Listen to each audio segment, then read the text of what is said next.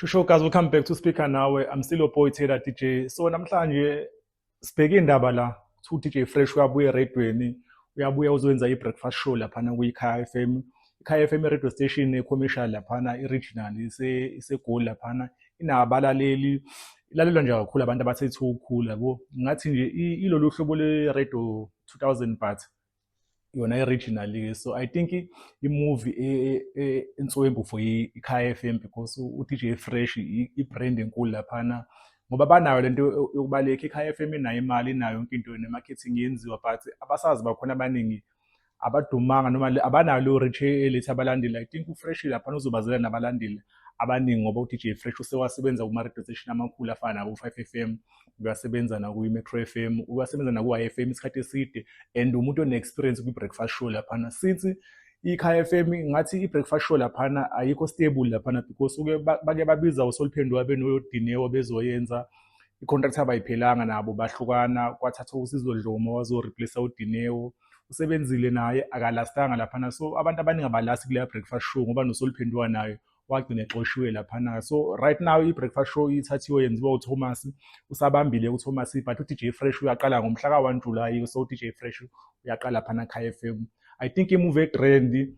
I'm just worried about uFresh ngoba uFresh last year ngeMandela Day baqala i-radio station beno-Unathi, baqala i-radio station laphana seGoli, community radio station la. So I think i-personal project kaseyenzela for i-retirement because i-community radio izolasta isikhathi eside even engasekho mhlawumbe na-on-air uDJ Fresh since esewumuntu oseqala ukusaza since early 90s. I think lento edenza laphana ku-938 sekuyinto akazoretire kuyona. So ubenza i-breakfast show khona-ke. So angazi ukuthi ubani mhlawumbe uzobamba noma mhlawumbe uNathi uzobuya because uNathi ubenza i-drive uDJ Fresh ukade wenza i-breakfast show.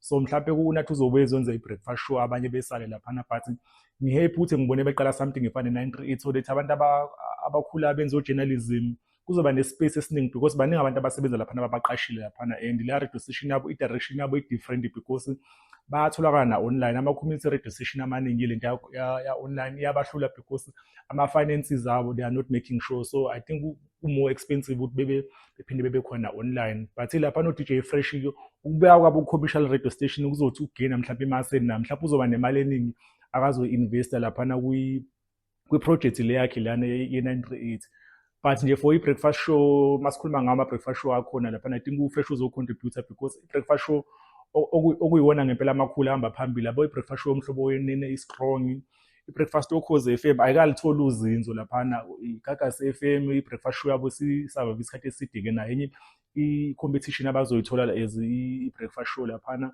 Kube khona i-breakfast show lenziwa u-Anele laphana ku-947 nayo enye i-breakfast show engapheli ematheni abantu nayo. So ihlezi into etrenda ngayo something ishuwo khona. So I think ukubuya kwa-Fresh laphana kwi-breakfast radio laphana uzosibuyisa isithunzi se-radio laphana ekuseni especially for iKhaya FM because uSizwe Dlomo as much ezomsakazo semnkatshubovu but unayo lento yokungarelate nabantu. Angazi mhlawumbe noma indlela ekhule ngayo noma mhlawumbe yakhe ilama-Twitter akhe laphana because uhlezi echoma laphana ku-Twitter. So I think ikhona lento elekhaya laphana kuyena momlalela but ugood presenting because nayo ikasebenza nje isikhathi eside kakhulu eradweni. So I think uFresh laphana ube yi-fit e-right and I think i-breakfast show yakhe izoba successful. So yeah, so iva lapho so Speaker Nawe sekhona ku-Twitter ethi Speaker Nawe, sikhona ku-Facebook Speaker Nawe, sibe khona ku-TikTok Speaker Nawe show. Away, we out.